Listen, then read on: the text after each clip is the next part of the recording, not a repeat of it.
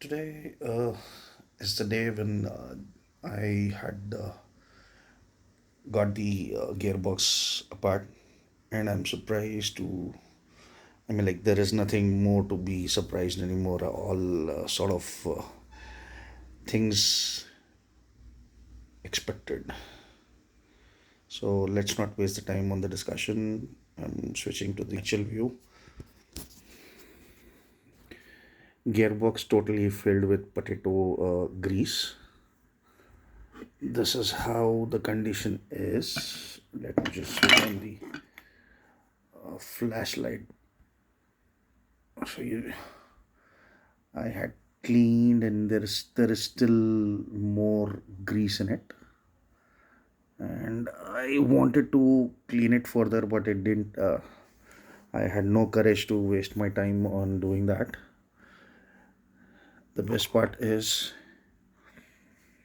the dummy bush for the gearbox, or the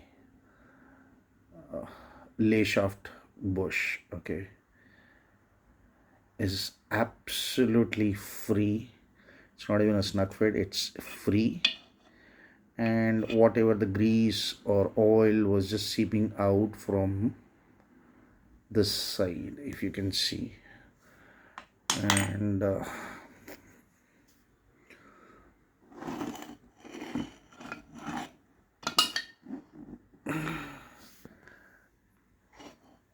the dummy bush of this gearbox has taken its shape here, and if you can see this,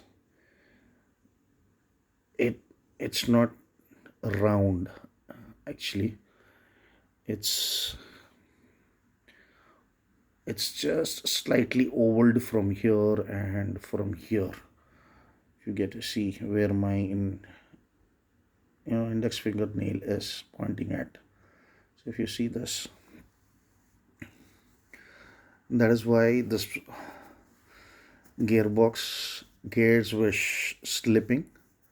And if I am not wrong, the gear shifter was always supposed to be engaged after shifting rather than releasing it.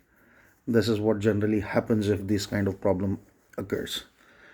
Both the bearings are having almost a very good play, and the bearings are not tight at all.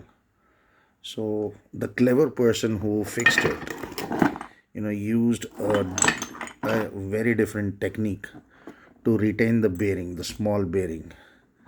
And this is how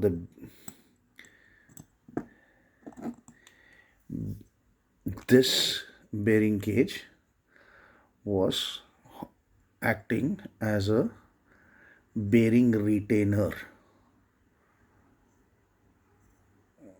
right? So pretty clever people in the world. That's why we Indians are known as jugadus. Not me though. Yeah, if it's an emergency.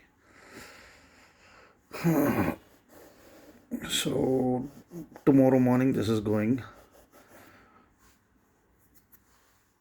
post brunch, you can say, to the Turner's place, and this entire episode is going to be worked upon. I may have to change the lay shaft, because the lay shaft has grooves and it is undulated. I don't know for what. So I will stop the video now and start cleaning it. By the time in the morning, I'm going to be working now for half an hour and then call it a day. Right. Thank you. Stay tuned for the gearbox update.